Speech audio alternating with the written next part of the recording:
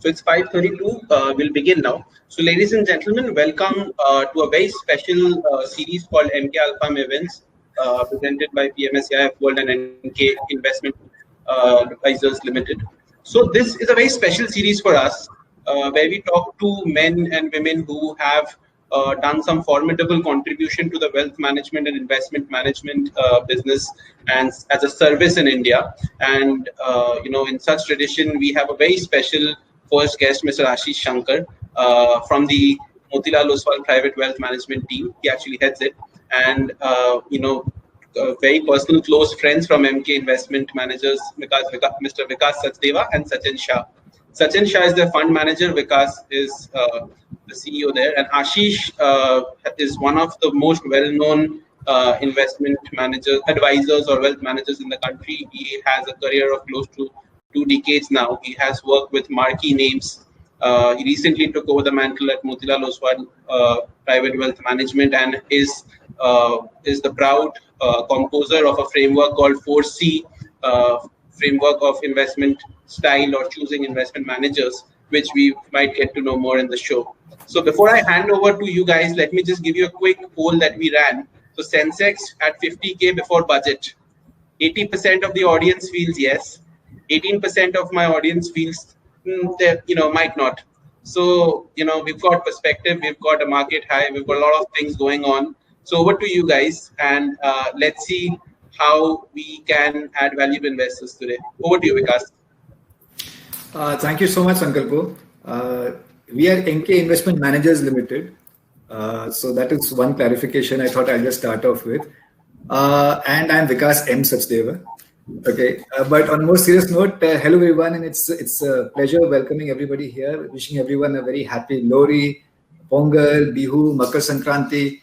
Actually, it's my privilege to host this very exciting series called Alpha Events with my colleague Sachin Shah.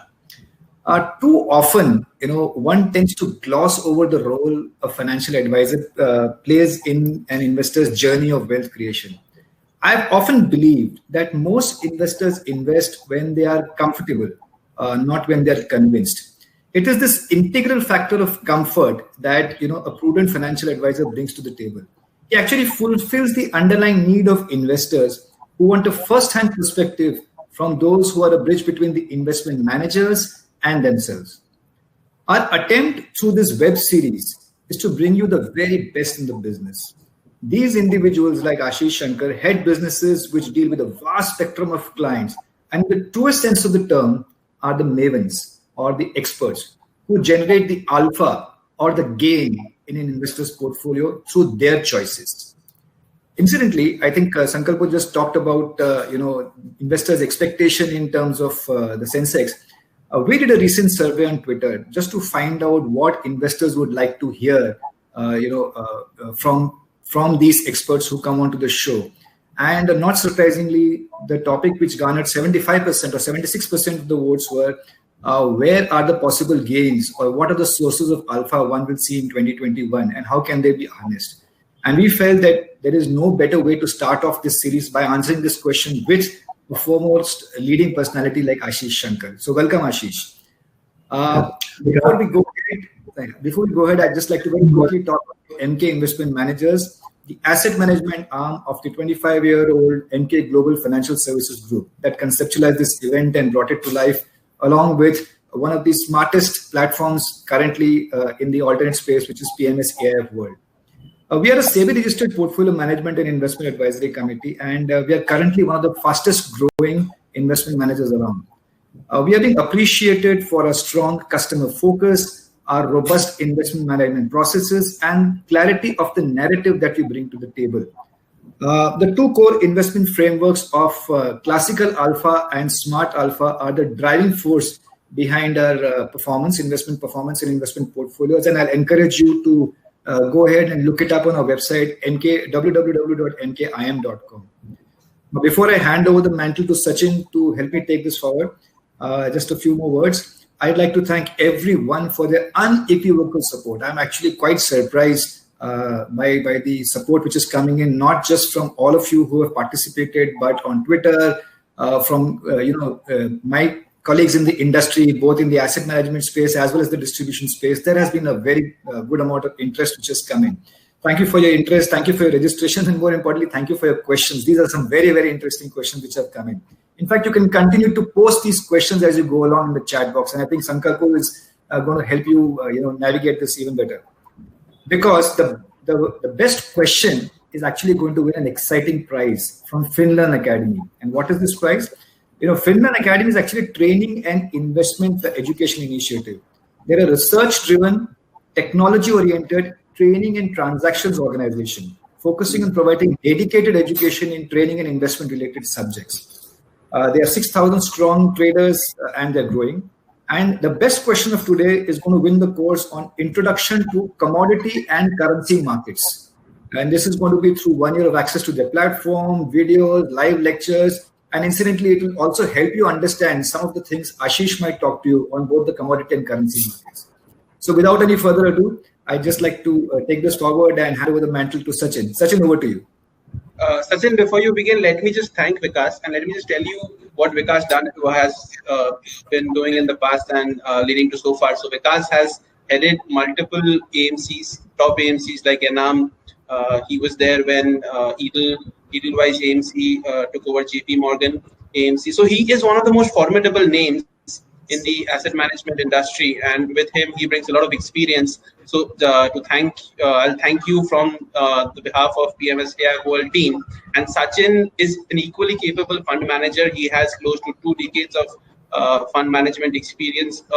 Sachin is someone who believes in the growth of businesses across life cycles, across life stage. He has his proprietary business, picking model or stock picking model called the Equal framework, which I'm hoping Sachin will give us a little insight on during the course. So that is a little bit about these 2 gentlemen who have brought this idea to life. And Ashish is all known him for a while, and we'll hear from him more. So what do you, Sachin? I'll just be on the sidelines now. Thank you. Sure. Thank you, Sankalpo. Thank you, Vikas. Hi, Ashish. We are very happy to have you over here. And, we are looking for a lot of insights actually from the other side of the table. From generally, we are always answering and, we are presenting. But this time we are very happy to have you here, Ashish, and looking for a lot of insights.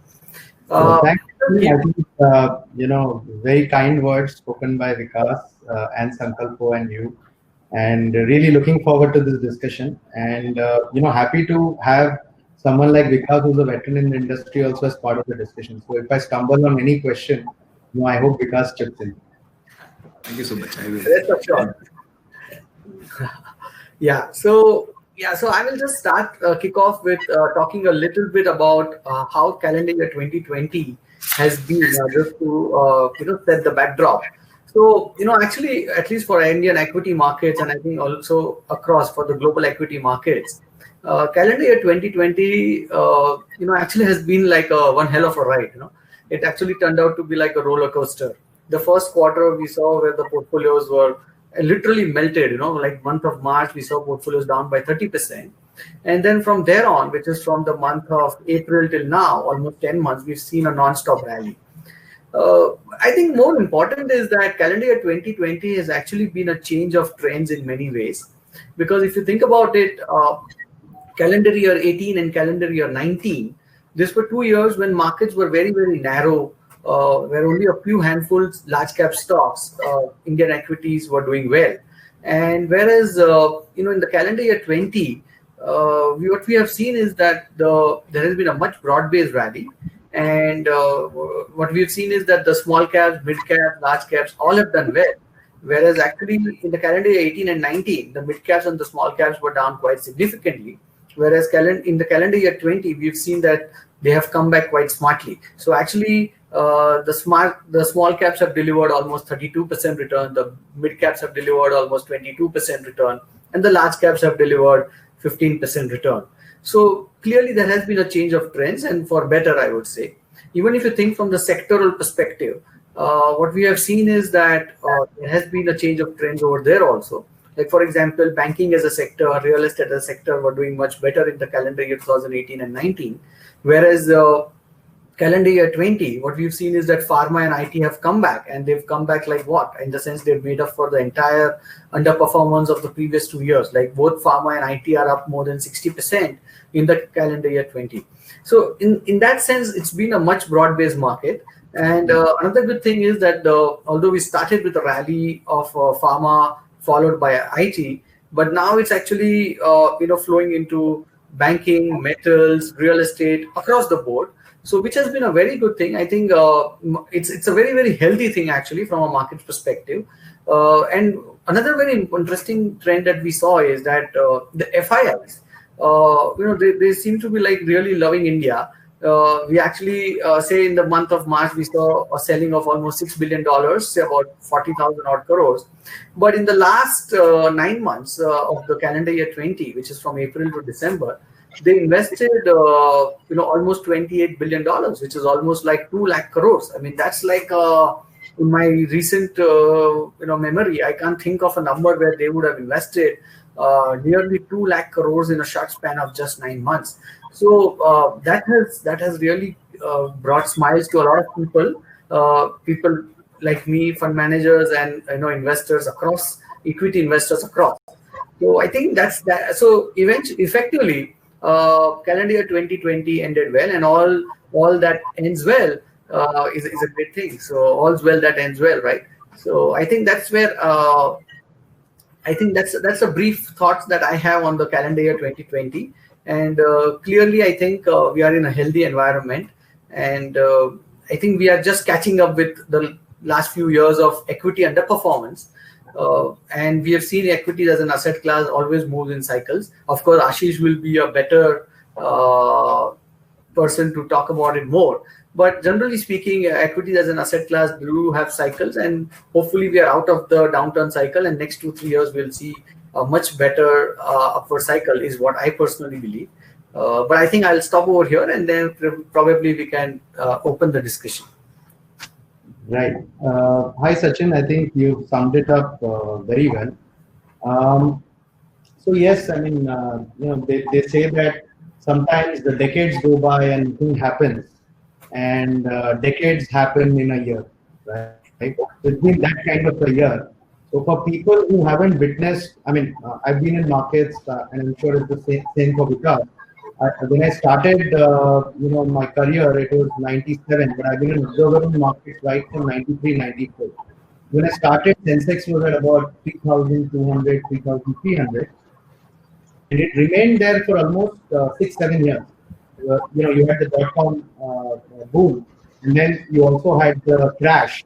And I think 2003, the Sensex is back to the same level. Now, people who joined this industry over the last decade or so haven't witnessed the volatility of 2008. So if you haven't seen cycles, I think this 1 year has taught you lessons worth 2-3 decades, right? You started off on a very optimistic note, actually. If you recollect, in January, February, everybody was optimistic that growth is recovering in India, and we've seen the worst is behind us. And we all started on a very optimistic note, not knowing what March had in store for us. I mean, it had the probably one of the strangest and deepest bear markets, and it also turned out to the shortest. And I hope it's the shortest. I'm saying this in hindsight. You never know what's in store. But you saw the crash in March, right? And you saw the sharp rally. Now, actually, if somebody looks at the returns point to point, January 1st to December 31st, he would be pretty happy. Like you just summed it up, you said large caps gave 15%, mid caps 22%, small caps gave a higher return. Somebody who slept through this year, right, and invested in January 1st and slept through this year would have been very happy. But I think it also taught us very important behavioral lessons, right? It just taught us that your portfolio returns, 80% is dependent on how you interact with the market rather than the market itself. I mean, I have seen a massive bull run since the time I joined this industry. In 97, 98 is when I joined. Although I think the Sensex, I just did the math, I think gave a figure of about 11 to 12%, which ain't bad. But we know that there are a lot of stocks, there are a lot of portfolios, which have generated, closer to 17-18% CAGR. So from the time I have joined this industry, I have witnessed, the market is been in a perpetual bull run, and probably, a lot of us are always bullish. I mean, we are always blamed, or investors tell us that, whenever we meet you seem to be always bullish. You always seem to talk about the long run, but what do we do? I mean, we've experienced the bull run. These are interruptions that we've seen in between. But yes, these interruptions does rattle investors, right? So I think what it has taught us is behavior is very important, and probably it's more important than the return that the markets generate. Second, I think it also has told investors that you need a coach, you need an advisor. See, it was becoming very easy, right? You can today, in the day of technology, you can go register on any platform, you can invest at the click of a button, you can redeem at the click of a button. But it has also shown that how important it is to have a guide and advisor along with you, because these are critical points where an advisor can add a lot of value. And I do concur with you in a sense that a lot of things fundamentally have changed. I'm saying this because there's a lot of debate, and many people are in the camp that markets have just gone up on liquidity and there is no fundamentals backing it. Honestly, I beg to disagree, because for many companies, right, this pandemic or this period has turned out to be a very defining period, where companies have reset their businesses. Digital adoption has increased. A lot of companies have cut slack in terms of cost. Some of it may come back, but a lot of it could possibly stick.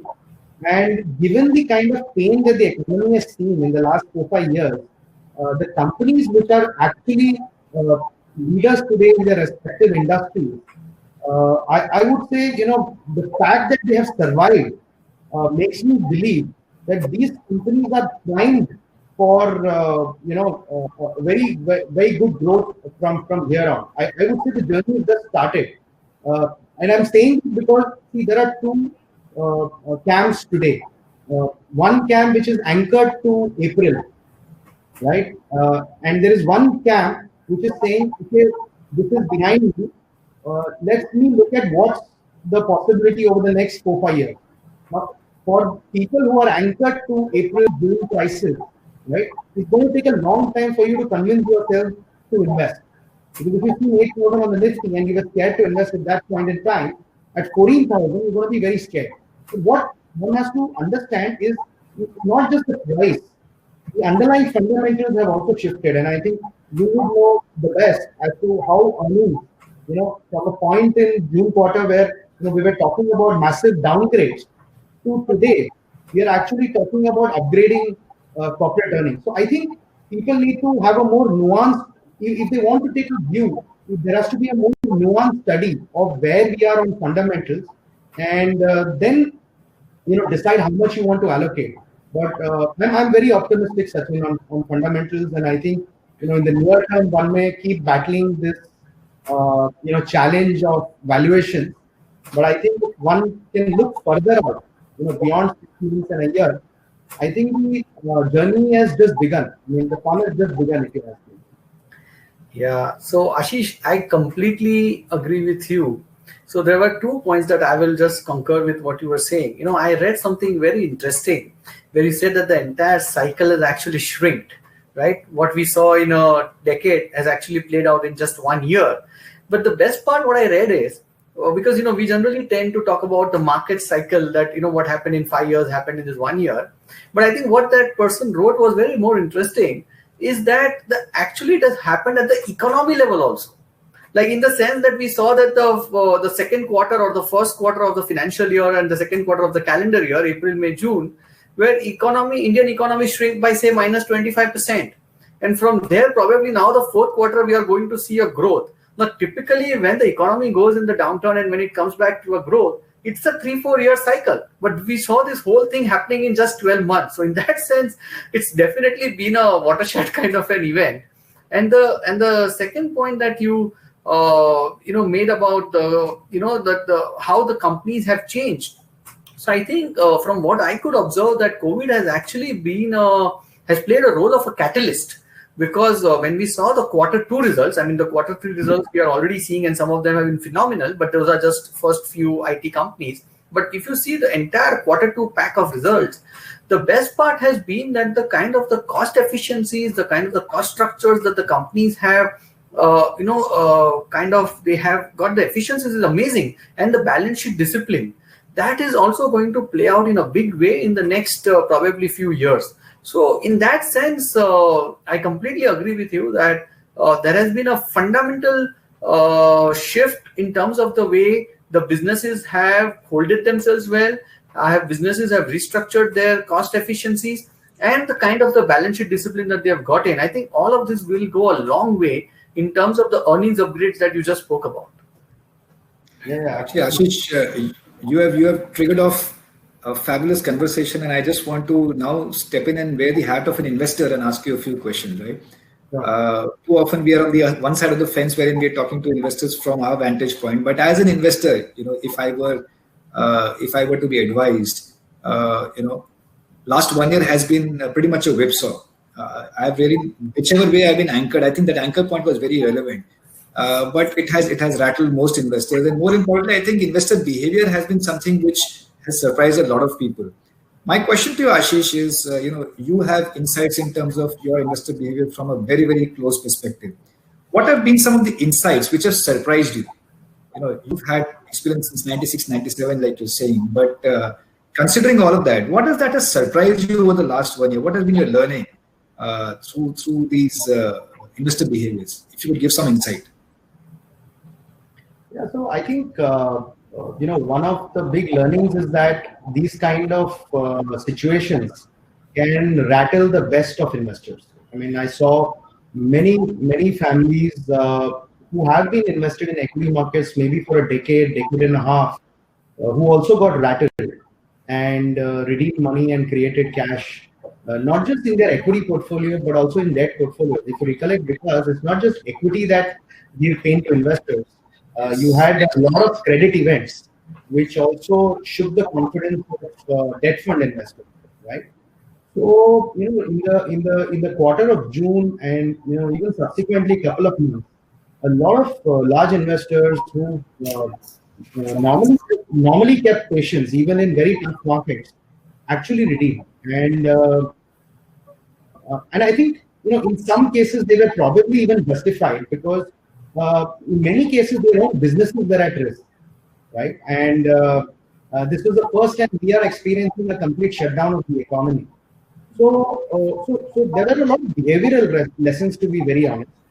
Now, that also taught us that no matter how much how much of a risk appetite you have, every investor must have a framework of asset allocation. Because however aggressive you are, right, and however longer your time horizon there is on the portfolio, right, you need some debt, some cash, or maybe some non-correlated asset in your portfolio like gold. It just helps you keep sanity in times like these, right? So that was one big learning, because of course a lot of people who were new investors, who probably invested 3-4 years back, many of them got very rattled. But to my surprise, there were a lot of new investors who probably did not redeem. Maybe they came in with a 5-year horizon and they felt it's too short a period to actually evaluate portfolios and take out money. But very few people actually invested at the bottom. So that was a learning for me, that it's very difficult to invest at the bottom. However, you may feel, and it's not just so it's not just clients, right? Even seasoned investors. I mean, for example, I don't call myself a seasoned investors, but I've been investing in markets for 25 years, right? I started with an SIP, in an asset management company that you started off your career in, right? One of the oldest funds in the industry. But honestly, in April to June, it shook the best of investors. So that was a big learning. Second, it also taught us that quality always pays. You can take risk even in your equity portfolio, but if you have quality, you still have a better ability to come out of these kind of situations.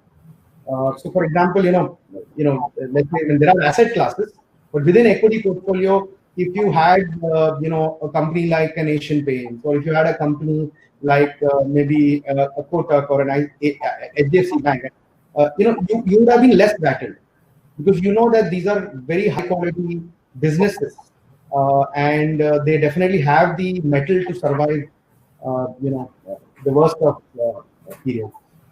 Interesting. So a couple of things which I picked up from you. One is that asset allocation works, right? Yeah. So if one has to go into 2021 and, basis your insight for 2021 as we go ahead, the learning is please stick to the asset allocation, because that would have probably kept you sane, to borrow a word, in 2020 when everything else was collapsing around you. Yeah. And the second thing is saying, even in your asset allocation, don't compromise on quality. That's pretty interesting, because one of the discussions Sachin and I keep having, in fact, quality is also one of the key engines to which we run our business. So it's very interesting that you mentioned that. I think we are pretty aligned in terms of thinking here. But I like this asset allocation part, because I would tend to agree. People who had a bit of gold, and all that wouldn't have had such a steep dive in terms of their overall NAV, if you will, as those who would have tried to take knee-jerk reactions. What do you think, Sachin? Yeah, so Ashish, I think this is a very, very interesting point that you made. So I agree with you that asset allocation is the key thing when it comes to keep your sanity in difficult or very, very this kind of a volatile time. But, I also wanted to understand, because, I'll just share a small slide here. And because, it's also about wealth creation, right? So when we talk about wealth creation, I keep on investing in equities. I'm a fund manager of an equity portfolio. But, finally, at the end of the day, as I mentioned earlier also, that everything is a cycle. So the flavor of the equities as a cycle, you have to get it right those 5 years, and because they all move in extremes. So you will have an extreme downturn, you will have an extreme upturn. And if you get it right in those cycles, actually, that is where the large part of the main wealth gets created. And for every different asset class, whether it's debt, equity, precious metals, real estate. So, actually, I'll just share a slide, which is what I had come across. Is this visible? Is my slide visible? Yeah. Sachin is visible. Please. Right. So, yeah. So, Ashish, this is what I came across, and where it talks about that. One is what should an asset allocation be for an equity asset allocation be, like say 100 minus your age. That's one part. And the second part is about what role an asset allocation plays in terms of your wealth creation. It's not about security selection. It's not so much about market timing. It's not about, anything else, but it's all about asset allocation, right? So, yeah. Ashish, this is what I wanted to understand from you, that as a wealth manager, when you must be making a strategy for your investors, other than the profile of the investor, right? One is obviously you will define the profile of the investor, and then you will say how much percentage of you should be in equity, depending on his age, depending on what part of the life cycle he is, which is fine. But thinking about the trends, like the next 5-10 years will be about the debt markets. The next 5 years could be about real estate. The next 5 years, say 2013 to 18, was about equity markets. From 2009 to 13 was about real estate debt, right? So how do you determine this kind of asset calls, and does it play an important role when it comes to your functions? Yes, absolutely. In fact, Sachin, you hit the holy grail of investing, which is asset allocation. Now, see, there are two things when it comes to asset allocation. As a wealth manager, my experience over the last 2 decades is that either clients start a relationship by investing in a product that you offer them, right? In many cases, they allow you to assess their portfolio and then make a financial plan for them, right? So at Motilal Oswal, we have a concept called an investment charter, right? So if the client gives us a mandate and he allows us to create a financial strategy for him, we create something called an investment charter, where we broadly create ranges that the client should invest in different asset classes. Now, it's very interesting that you brought this up. See, there are two things. One is on day one, I can ask the client certain questions, and we are all privy to these questionnaires, right? And these questionnaires are like, how will you react when the markets fall 20%? Will you invest more? Will you stay put, or will you redeem? Right? Now, like they say, in theory, there is no difference between practice and theory, but in practice there is, right? So even if you ask the client a question, and it applies to me as well, you really don't know how he'll actually react in a crisis situation. Okay. Now, why I'm saying this is risk profile. I can gauge from a discussion with a client for an hour or 2 hours. Okay. But his temperament, I will only know once I've worked with him for 3 to 5 years. So what I normally tell client families who work with us is that, look, wealth management is not, let's say, a decision at a point in time. It's a journey, right? It's your journey of creating or managing your portfolio with an advisor or a coach, right? And in that journey, I learn incrementally more about the client every day. So, for example, if there is a family who's been working with me for 5 years, right? And that family tells me, Ashish, I want to allocate more to equities, right? I can probably authoritatively tell him that you should not do it right now, right? It's like a family doctor. You go to a family doctor, 90% of the time he will say nothing has happened to you, just go home, you'll be fine. And you're actually fine after meeting him. Okay? It's psychological. It's in your mind, right? So it's the same thing in wealth management as well. On day one, I know the risk profile, right? But I don't know the temperament. So in a lot of cases, the first, actually, this kind of event in March, April, I normally pray this kind of event comes fast in a wealth manager's life, because it's like a moment of truth, right? And like Howard Marks said, there are no old, bold investors. Right? So once you've gone through this kind of an event, you're seasoned or chiseled as a wealth manager. And at the same time, you develop a deeper understanding of the client. And if you're able to manage the client well at that point in time, right, your bond only becomes stronger with the client. So the second big learning, as I mentioned, was the behavioral part, of learning this year. Second big learning is it also helps, other than having asset allocation, to have a framework of investing on your portfolio. So you could in fact make it very, very rule based. You can say that, okay, I will have 30% in equities, I will have 30% in bonds, and you can say 30-40% in maybe real estate or alternate assets, right?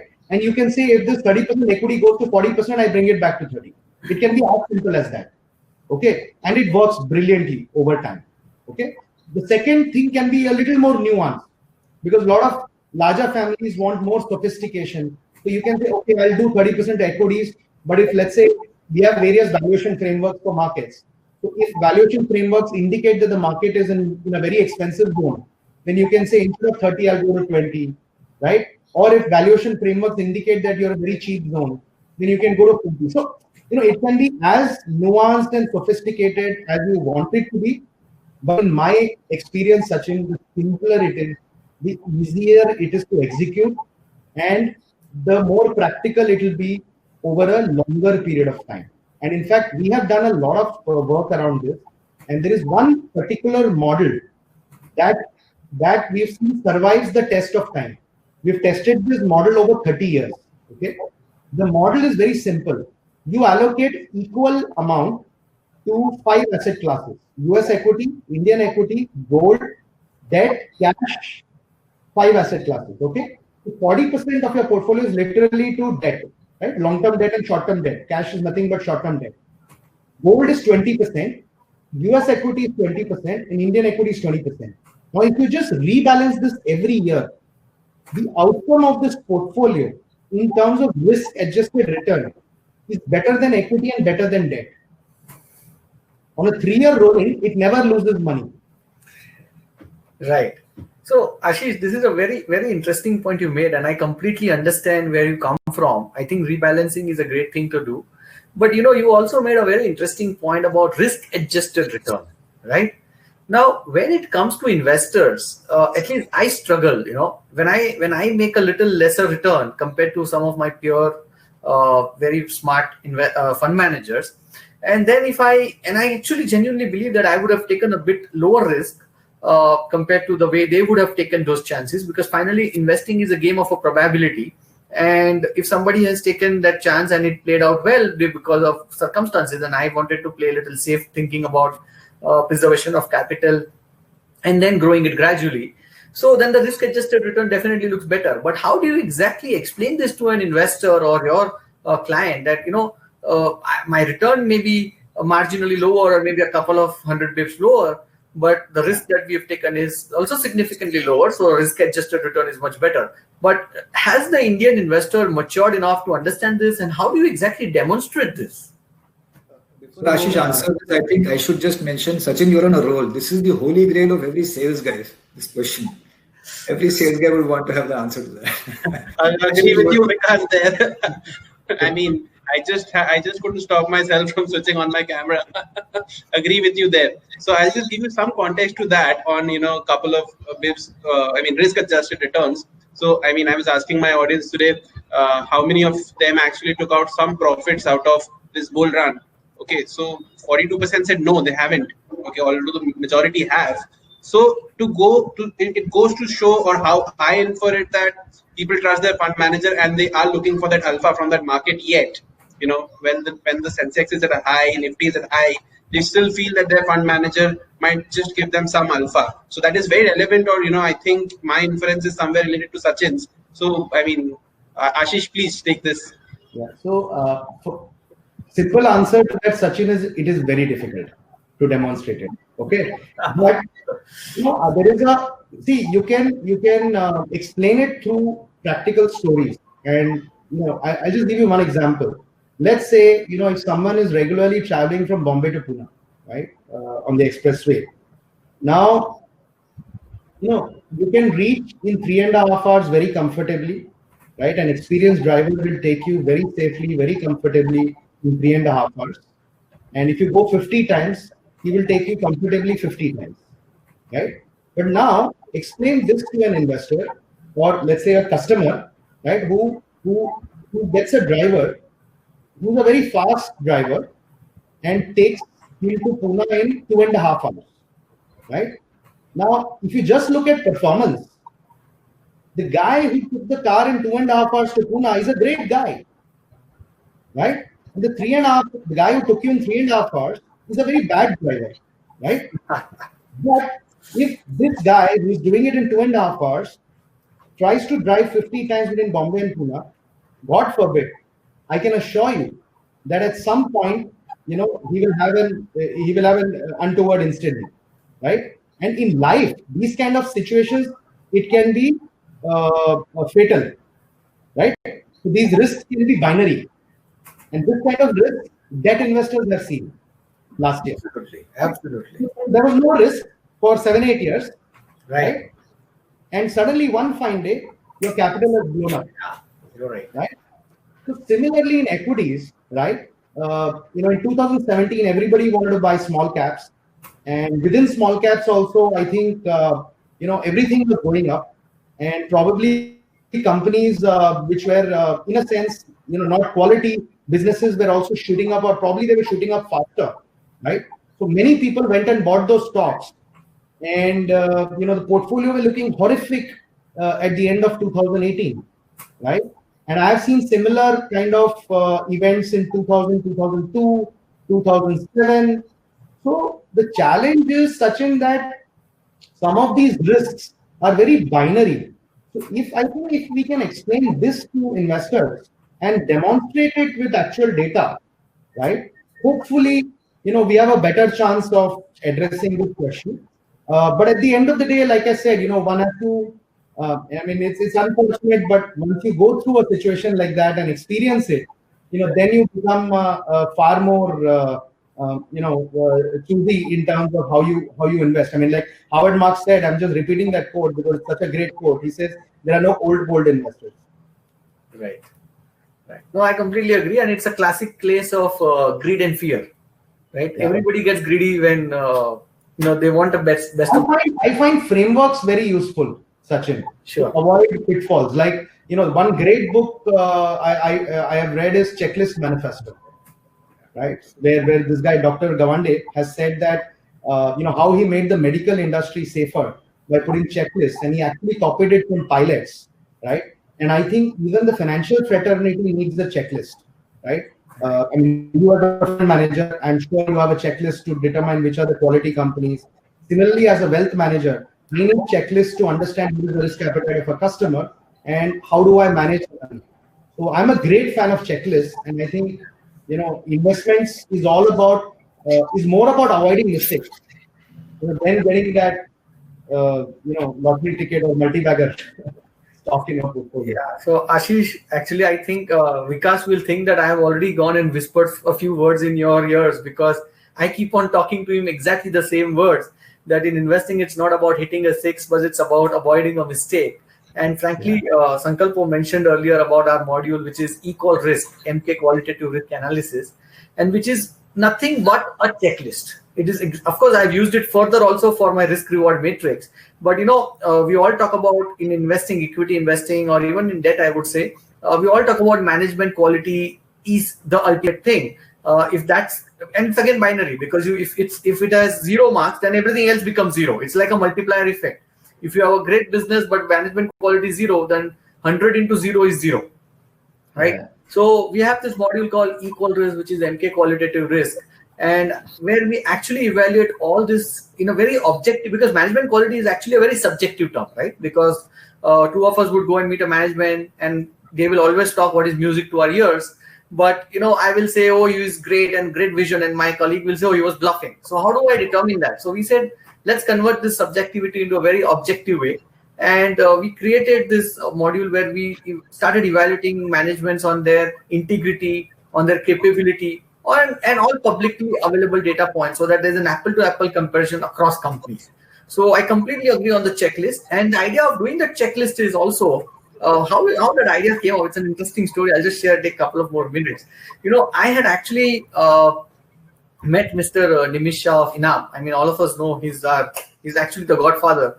And I had specifically taken a 1-hour appointment from him. This is way back in about 2009.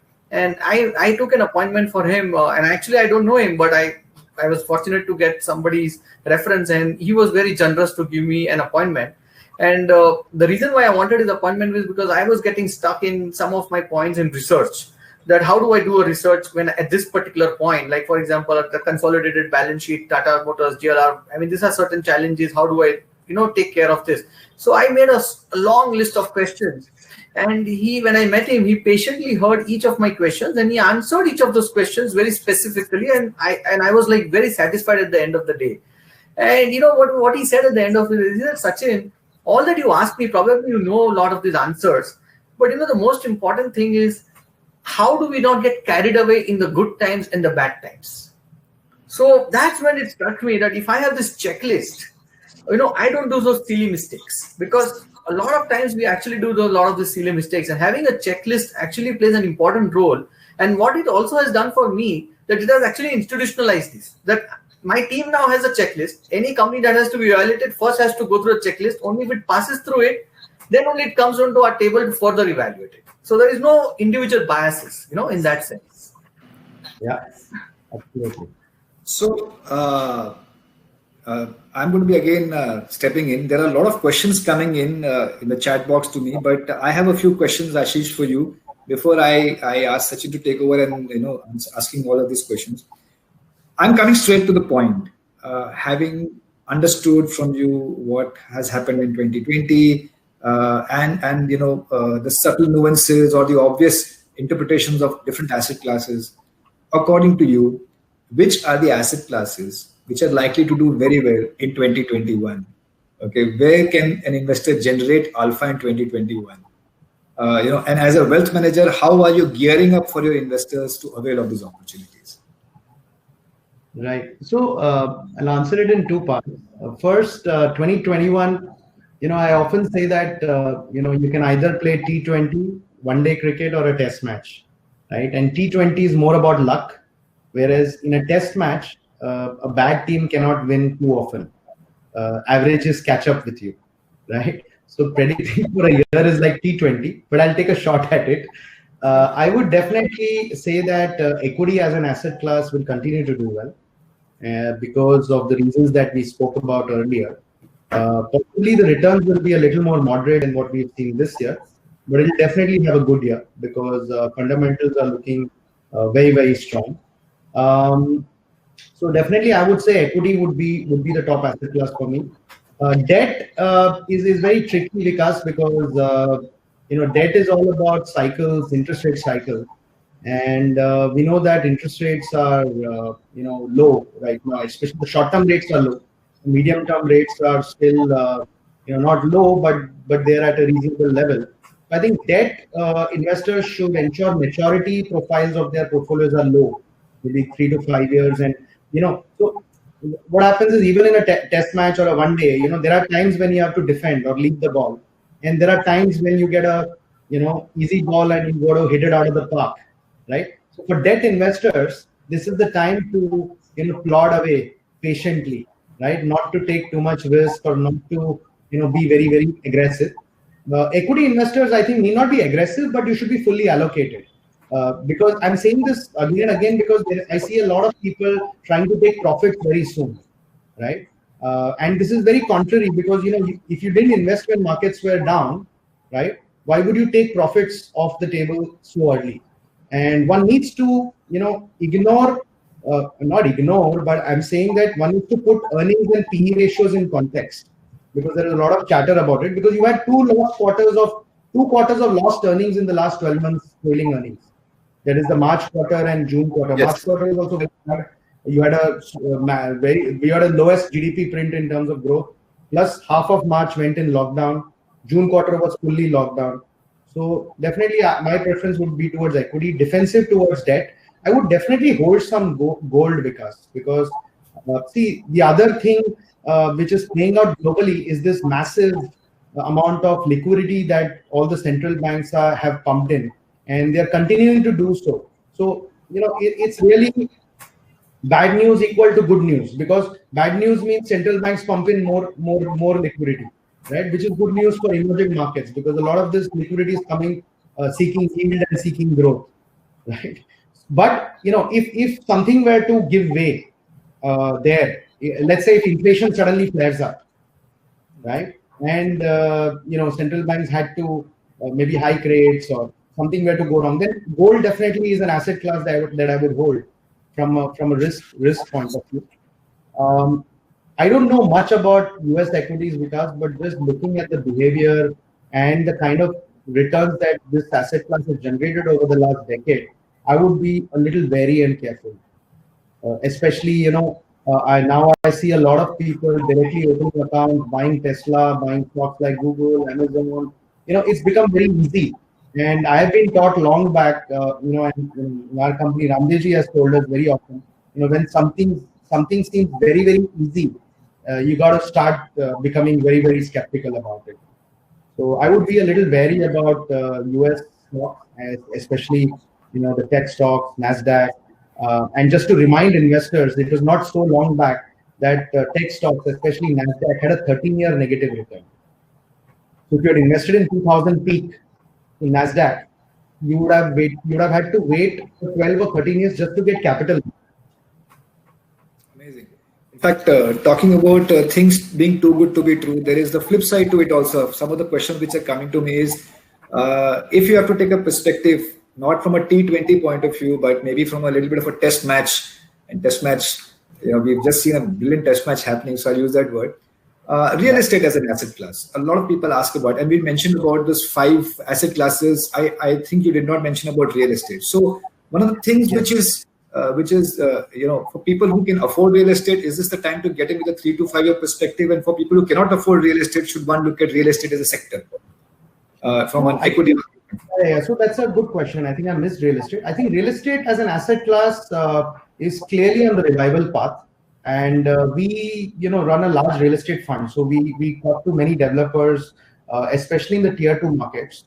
And we are seeing a massive uptick in consumption in real estate properties. So definitely real estate looks good. So I would say that if you want to buy your own house, this is as good a time as any, because you're getting the best of both worlds. I mean, prices have not moved for 5-6 years. If you sit with a checkbook, a lot of developers are willing to give you discount, and interest rates or mortgage loans are at the lowest level, right? So you're getting the best of both worlds. So this is a great time to buy your own house. The only thing I would say is that you figure out for many of us who are salaried, because you buy your own house, real estate becomes 90-80% of your asset allocation. Although I would say you should not count your own house in asset allocation. So just trying to balance that bit. Commercial real estate obviously is in a little bit of a flutter because of this entire work from home debate. But my view, Vikas, is that if you think 2 years out, even commercial real estate will come back very strongly. Prime commercial real estate. See, because if India, is going to be a sought after economy and destination for businesses globally, right? Commercial real estate has to come back, and I'm already seeing it. In our offices, there is only so much you can, chain people to their homes. We are a very social, race, and we love to physically interact. And I've been coming to office regularly, but of course, my advice is health first. So everybody has to think for themselves. So I think even commercial real estate, for large HNI families who can buy large ticket commercial real estate and lock in rental yields, is a decent asset class to be in. Residential, I will not say it's an investor asset class, but it's a good time to buy your own house. Interesting. One of the comments which came in while we were starting is it's nice to see 3 senior people sitting out of their offices and having this discussion. Sachin, any questions you'd like to ask? Yeah, so I have one personal question, and I'm sure some more people will also be interested. Yeah. But as I said, to understand things from the other side of the table, Ashish, what I would like to understand is that you have all fund managers across asset classes, be it debt, equity, real estate, lining up at your door and saying that please empanel my product for your investors. So what really transpires in your research, in your thinking, in your process, when you actually select some of these products or fund managers? I'm sure track record is a very important tool that we look at. But at least as far as equities is concerned, if I look at a 10-15 year track record, I'm sure every fund manager will have a 5-year great phase, 5-year an average phase, 5-year a bad phase. And on a CAGR basis, most of them will be outperforming the benchmarks, right? So in spite of that, we will select only a few of them for your investors. So what really actually plays out as far as you are concerned? So, I think Sankalp had mentioned this at the beginning. We have this 4C framework for selecting. I was coming to it, Ashish. Yeah. Especially for equities, we have kind of refined it for fixed income as well. But as far as equity is concerned, the 4C is basically, first C is clarity of philosophy. Because what I've seen is, returns, short-term returns are very transient. I mean, I have this, and this is that is my favorite slide. If you look at 3-year return ranks for mutual funds or even PMS managers, right? The managers who are on top for the last 3 years seldom are top for the next 3 years, right? So performances keep changing, right? And often, investors get lured by the last 3-year returns because that also influences the 5-year return. And after they invest, very often they find that managers don't perform or their funds are underperforming. A lot of investors jokingly tell me after I invest, I'm jinxed. After I invest, the fund doesn't perform. But actually that is true because, if we look at past returns and keep investing, and that is our process, you will bound to be more disappointed, more often disappointed, right? So what we do is, one is we look at what is the philosophy of the fund manager, whether it is a growth style manager, what is his style of picking companies, is it high quality, is it growth, is it value? So we lay a lot of emphasis on style, and more importantly, consistency of style, because different styles play out at different points in time. Different market capitalization does well at different points in time. Is a fund manager sticking to that style in a rigorous manner? Because then you have a better chance of sustaining and delivering consistent performance over a longer period. Second is we look at consistency of performance. So as opposed to last 3-year, 1-year performance, we prefer rolling return performances.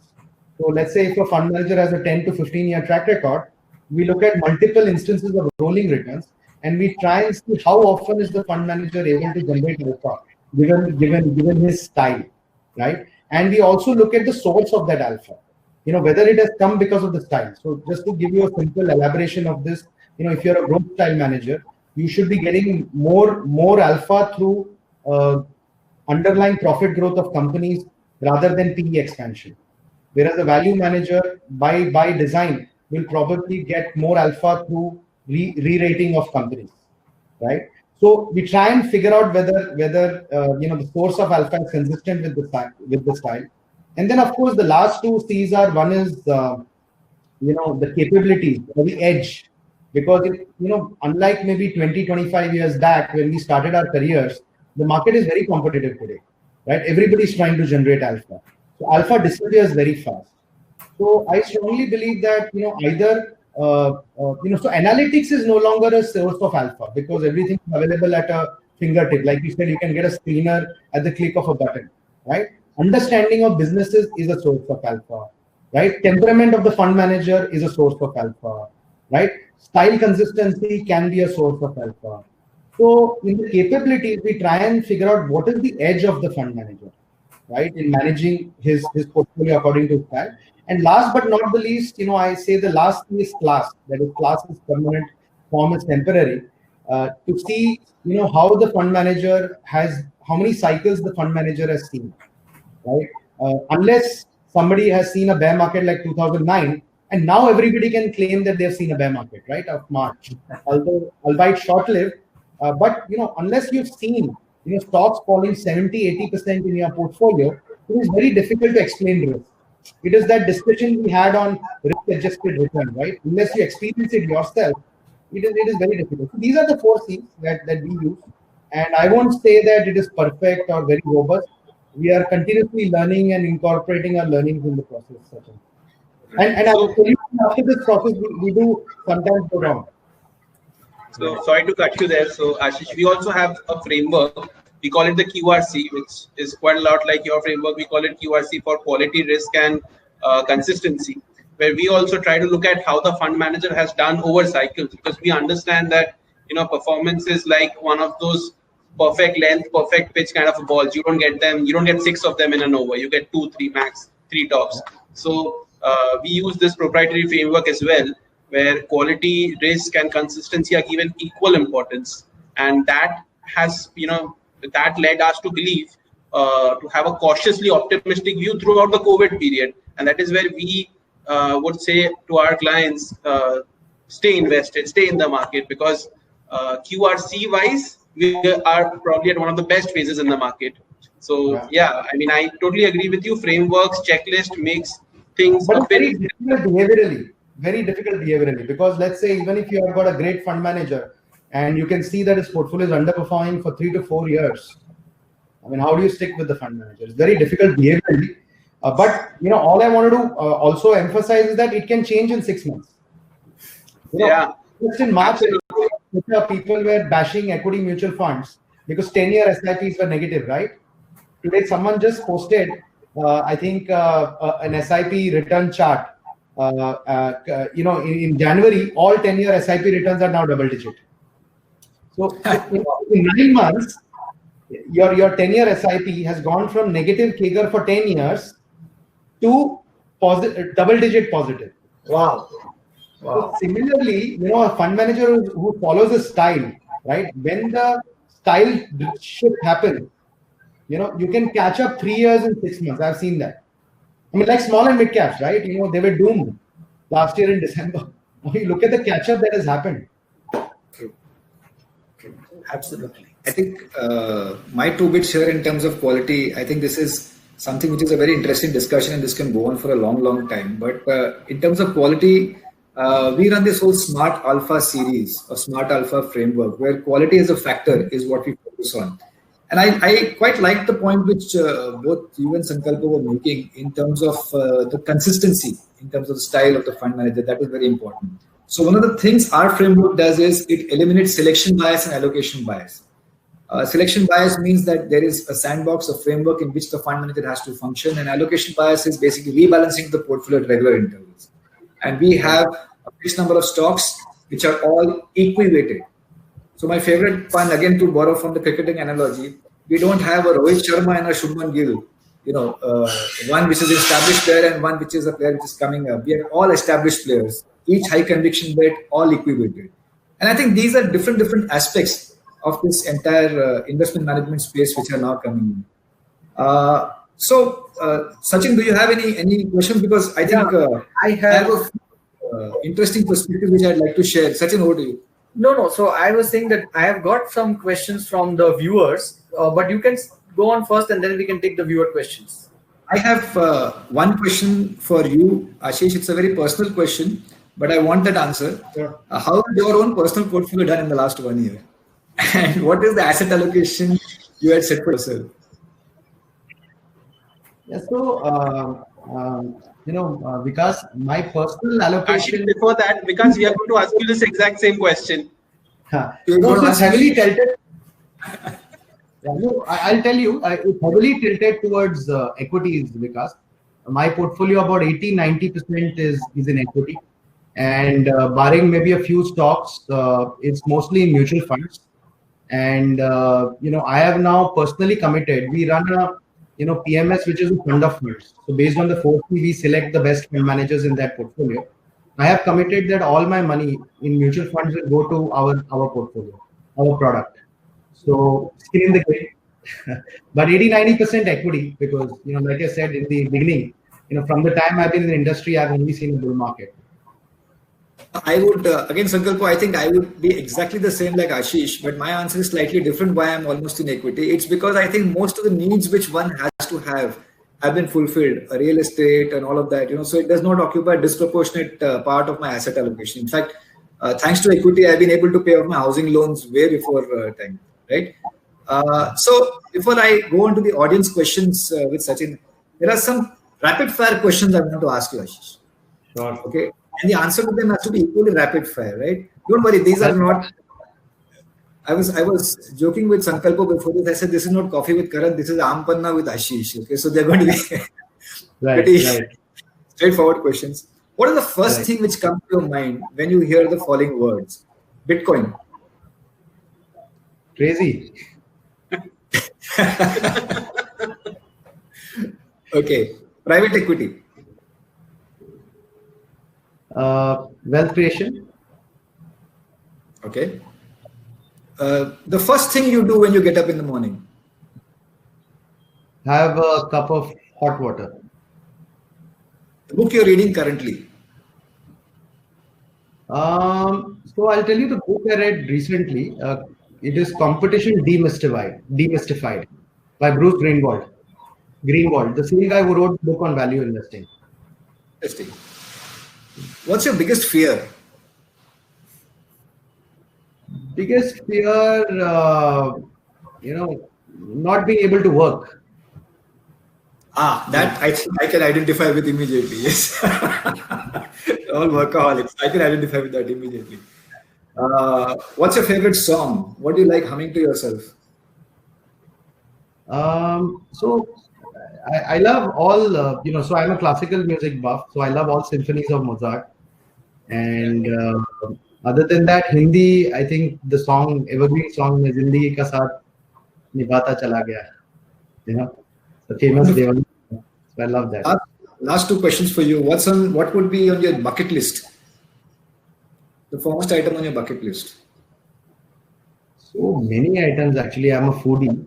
So there are many restaurants still I have to try in Bombay. So I was waiting for the lockdown to open. And I hope I can do, travel to Europe soon. I love Spain as a country. So that's the first thing I'll do once things open up. My last question to you is, what is the best advice you've ever received? Non-investment advice. What is the best advice you've ever received? The best advice I've received was, from one of my earlier bosses, who basically told me that, equanimity is the best skill you can develop, which is equanimity. Yes, sorry, I understand. In the sense that, there'll be high ups and downs in life. If you can go through them with equal ease and humor, you will have a, great life. So I think humor. He told me if you have a great sense of humor, whether you're depressed, whether you're having a tough time, whether you're having a great time, I think if you don't take yourself too seriously and you have a good sense of humor, I think that takes you through life very, very easily. That's amazing. That's wonderful. That's wonderful. I think that is probably some of the best insight one would have ever got. Humor. Amazing. Sachin, over to you for the audience questions. Sure. Sachin, let's take a few questions. We are running a bit short on time. I also have to ask Ashish one personal question. So, I will ask you to leave some time for that. Over to you, Sachin. Okay. So, the first question is from Mr. Sharad Gupta. What he said is very interesting. That 9 months back, I had to convince my clients that, please stay invested because otherwise things will come back. And he said now the clients are, because that time clients were more worried about losing further capital. And now he said now clients are too much worried about losing profit in just 9 months. Now, how do I convince them all this time? So how do I handle this situation? Yeah, I think we had a chat about this earlier. It's all about coaching and I think creating some sort of a framework with the client, agreeing on certain frameworks to take decisions in the portfolio. And I think if you demonstrate that consistency, it will be easier. But, it's tough. Like I said, it's emotions at the end of the day are very difficult to control. So there will be a bit of, here and there. Okay. The second question is from Neeraj Singh. And what he wants to know is that when you are making asset allocations and when you decide... To answer the earlier question, he should make a copy. He should keep a copy of the client's portfolio in March 31st. Yeah. Whenever he meets him, he should remind him, see, this is where you were. True. Right. So, okay. So, from Neeraj Singh, the question is that when you think of changing an asset allocation, like say till last 3 years you were talking about debt as an asset class, and now you want to talk about real estate as an asset allocation. How do you decide this? What makes you think that this asset class is going to do better in the next few years? Right. So, see, at the core of the asset allocation, you should have a strategic framework, right? So, with your advisor, you can decide 30% debt, 30% equity, 30%, alternate, so on and so forth, right? So that should be the asset allocation for 80% of the time. Okay, and you should try and rebalance maybe once in a year. That's it. Okay. Then there are 20% of the time when either market gets very excited and exuberant, or it gets very depressed. So those are times where you get opportunity to intervene and be more active and, let's say get more tilted towards equity when it's depressed and cheap. Or at the other side, you should generally avoid taking too much. But 80% of the time, markets, so I say that 70-80% of the time, markets are same. 20-30% of the time, markets go crazy on either side. Right? So for 70% of the time, you should create a static asset allocation with rebalancing at the margin. For 20-30% of the time, when you get those periods, either you have to become very conservative or become very aggressive. But if you have a framework, you'll be able to do it. Otherwise, it's very difficult. Right. So one more question before I give it to Sankalpo. So this gentleman is asking that why is everyone always concerned only about alpha and returns? Why are they not thinking about the downside risk and the risks? So is it because what you talked about the Howard's mark that human beings are generally optimistic and whatever? So why? So Shelby. He just wants to know that why is this the case? That why everybody only talks about returns and not the things about the risks? Sachin, is this you asking as somebody else? No. This is not me. I am the guy. No. I think, Sachin, we spoke about it. We spoke a lot about risk today. But, generally, it's scientifically proven, Sachin, that it pays to be optimistic in life. Yeah. I think everybody likes to see future growth. So obviously you're going to talk about it. That's at the top of your mind. If you're optimistic, then I think you're able to take decisions also in a more equanimous manner. Sure. I agree. Yeah. Sankalpo, you can go ahead with your... Right. So Ashish, I'll take up audience question and then I will come to my question. So one of our friends, Harish Bansalji, is asking, is REIT a good alternative to actual real estate? You can, instead of just being REIT, maybe other financial real estates could also be included in that bucket. And now my question is, I'm a young financial services professional trying to be advisor like you probably. Vikas has been fortunate enough, and equities have paid off his house. You are planning a Spain trip. I am young and I'm just starting out. I'm planning things in life. So the point has been beaten to death that the Kotak moment in every industry comes at a point, and we are now at least a 3-4 decade old industry in India, wealth management. Okay, where do you see? And I mean, is this an inflection point? Will things change majorly after this? Are we? I mean, the regulator has also been, quite active. So, what is your thoughts on that? So, these are my. This is my question and the audience question. If you can just answer. Sure. So, there are two questions you asked. One is the advisor question, and which is the first one? REIT. Is REIT a better option? Okay, so let me take the REIT question first. That's an interesting one because this is a asset class which is coming of age in India. I mean, it's a pretty popular asset class globally. REITs are basically nothing but financial. It's a financial way of. It's a financial instrument, and underlying could be commercial properties or residential properties globally, and whatever rent is received by that structure is paid out to the investor, right? So it's an income-bearing structure. So you can think of it like a mutual fund, right? It's like a mutual fund which has many or few properties, and whatever rent is paid out. In India, whatever listings you've seen are of listings of commercial properties, right? Because the yield on commercial properties in India is higher, right? So it's a good asset class to be in because it is actually a play on the economy as well. If the economy does well, the rentals generally tend to go up, and commercial properties tend to do well. It's a balanced asset class. It has income, at the same time it has potential for growth, right? But one caveat that I want to give, this person who asked it, and it's more for the larger audience, is that it is not a less volatile asset class than equity. Okay, so from a behavioral point of view, it's like a stock. If you buy a REIT, right, and keep it in your portfolio, the volatility of the REIT can be very high on the capital. Okay, so if you're buying it to mitigate volatility and you're looking at a debt substitute, it's not a debt substitute from a behavior point of view, right? Because the prices get very optimistic when people get optimistic on the economy, and the prices can get very pessimistic when people get negative on the economy.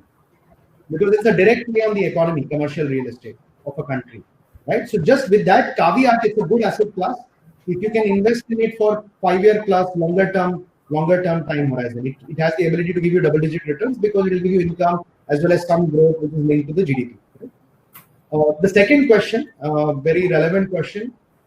So I've been in this industry now for 24 years, and I've been a private banker for, I think, over 15 years now, right?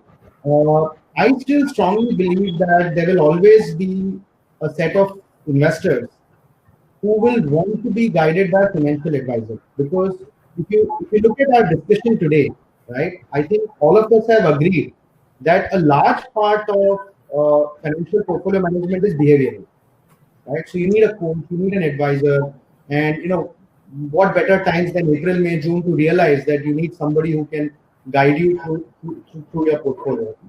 But having said that, the way technology is changing and the rate of change that we are witnessing, I think the new world will be more phygital, right? Where a lot of the delivery may happen digitally, right?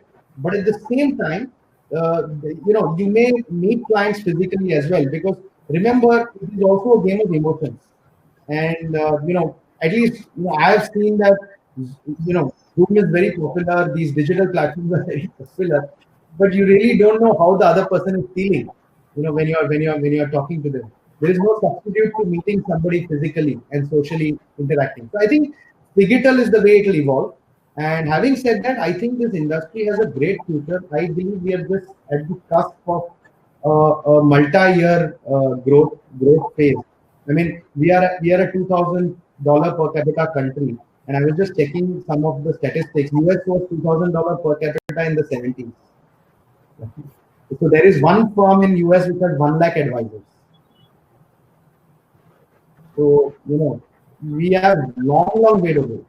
And as more wealth is created in this country, the need for wealth managers is only going to grow rapidly. I think the regulations are changed for the good. I think it's just making everything very transparent. I think if as an advisor, you can transparently tell the client, look, this is what I'm making on your portfolio, and this is why I deserve it. I don't think, over time, clients, slowly clients also, coming around to compensating advisors in a transparent manner. Because I cannot let you go without giving an answer to this question. You've been with this industry for too long to not answer this question. We can't hear you, Vikas. You're on mute. Because you're on mute. I would say that if I have to make money, or you have to make money, Sankalpa, I think you should follow the recommendations of a brilliant portal I've come across recently. It's called PMS AIF World. The best fund managers are listed there. They are very clinically assessed and very good recommendations. I do that personally, so I think you could do that. You will benefit a lot out of that, Sankalpa. Well, I take it as a compliment. Thank you. Hope it was intended so. So, Ashish, let's just have some fun as we come to the end. You are a wealth advisor, and we have a fund manager with us. So, just take some time and tell us about Sachin's investment style. What do you think of it? I mean, you guys are both bottoms-up kind of guys. When Motilal is known to be a bottoms-up kind of guy, Sachin, whatever I have interacted with him seems like a bottoms-up guy. So we'll just take some thoughts on that before we conclude for the evening. Just one pointer. After 6:30, bottoms up takes up a different meaning altogether. It's a bottom up thing which you're talking about. So yeah, please, I'm very keen to listen to this. Please go ahead. Yeah. So I think the firm that I work for, Sachin, has also seen this firm very, very closely, right? And both of us have got greatly influenced I'm ever thankful for the mentorship of Mr. Ramdev Agarwal here. And like I mentioned earlier, I think if you buy quality, you can buy right, sit tight, and you can sleep tight, even in the more toughest of periods. Now, quality is subjective, so you can look at numbers and say that this is a quality company, but at the same time, you also need to get a feel of the company, right? And I always say that it has to pass the field test. If you meet a management, I mean, although Sachin is a fund manager, he can give many more examples. But I do meet a lot of promoters as they are wealth clients, right? If you interact long enough with the promoter, I mean, you get a feel of the promoter, right? So I think if it doesn't feel right to you, after the number, so one is the numbers, right? So numbers, obviously, you can put a screener, you can put a checklist, so on, so forth. But then after you meet the management and you interact with them consistently for a few years, right, quarter on quarter, and most good fund managers I know, and I'm sure Sachin does it as well, have the habit of taking down notes, right, every time they meet a manager. And it's always a good idea, I think, to go and revisit your notes as to what the management said when I met him last, what is he saying now, what is the delivery. I think, it's not too difficult. And if it doesn't feel right, don't invest. As simple as that. Yeah. So thank you, Ashish. So Vikas, can we just have the winner for the contest you announced earlier? Yeah, I think the winner of this amazing course by Finlearn on commodity and currency markets, the winner is hands down Sharad Gupta, because I think the emotion which it aroused out of all of us, I think somewhere he hit a nerve when he talked about the fight. How do you explain this to the investor? I think the first question, I think hands down is the winner. Although there were a lot of interesting questions, and I would like to thank everybody for their questions. But this was very interesting. So, right. So, Sharadji, thanks. Because thanks. Sharadji, congratulations and thank you for asking this wonderful question. Thank you, everybody. Thank you to the audience. Thank you, Ashish. Thank you, Sachin. Because thank you for conceptualizing this. And on behalf of the team at PMS AIF World, I wish you happy Lohri, and a great investment year comes and waits ahead of us. And Thank you, everybody. This is a new series called Alpha Events, and we'll have many more such guests discussing such interesting topics. And I think, we'll have Ashish again sometime in the future, when the markets might behave differently or something. But we'll get him back. Thank you, ladies and gentlemen. Thank you for joining us. And we look forward to your participation in the rest of the series. Thank you. Thank you, everyone. Thank you, Ashish. Thank you, Sankalpo. Thank you. Have a nice evening. Thank you. Bye. Bye.